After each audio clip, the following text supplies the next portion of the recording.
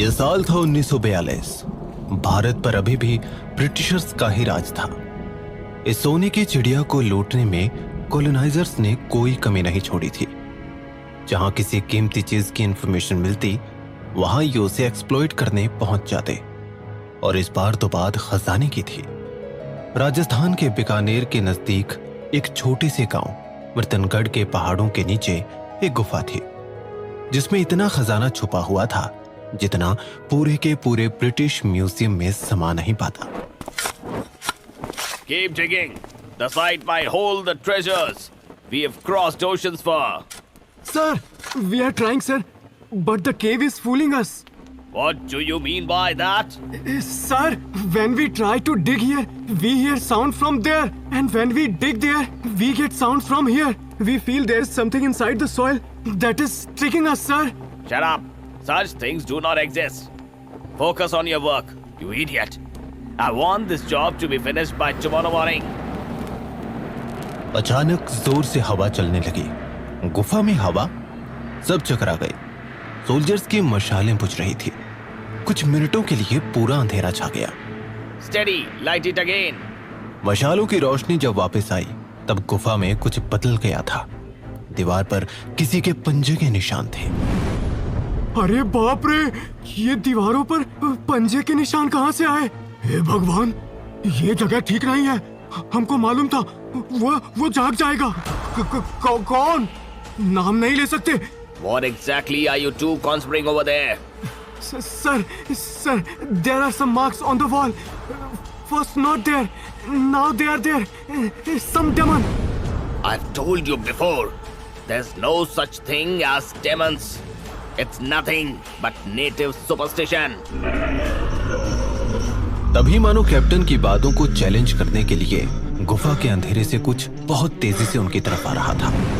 वो आग थी। What the hell is that? Fire! Fire! Fire! उस रात 50 अंग्रेज सैनिक उस गुफा में मारे गए। उनकी लाशें कभी नहीं मिली, सिर्फ एक रात का सन्नाटा रह गया।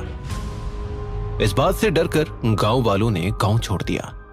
रात के अंधेरे में उस गुफा में जो कुछ था, उसे वहीं रोकने के लिए कुछ तंत्र मंत्र किए गए, और फिर उस घटना को धीरे धीरे वक्त ने भुला दिया। सालों बीत गए, भारत आजाद हो गया, लेकिन उस गुफा के अंदर जो कुछ था वो आजाद होने के लिए अब भी तड़प रहा था।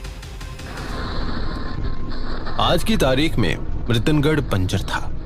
छोटा सा डेजर्टेड इलाका माना जाता है, जहां बस वो लोग रहते हैं जो समय के चलते तरक्की नहीं कर सके। लेकिन आज अचानक इस गांव की तरफ एक स्टाइलिश थार बढ़ रही थी। ड्राइविंग सीट पर थी जानवी। उसने कार पर सेल्फी कैमरा अटैच कर रखा था और ड्राइविंग करते करते वो ब्लॉग शूट भी कर रही थी। So hi guys, Janvi explores में मैं जानवी शिवानंद आपका वेलकम करती हूँ। You guys won't believe, तुम लोगों को हॉरर और मिस्टीरियस ट्रू स्टोरीज दिखाने के चक्कर में मुझे कहाँ आना पड़ता है। So पैटी, टेल मी, आज हम कहाँ जा रहे हैं? पैटी जानवी का सिनेमेटोग्राफर था, जो शूट करने में उसकी हेल्प करता था।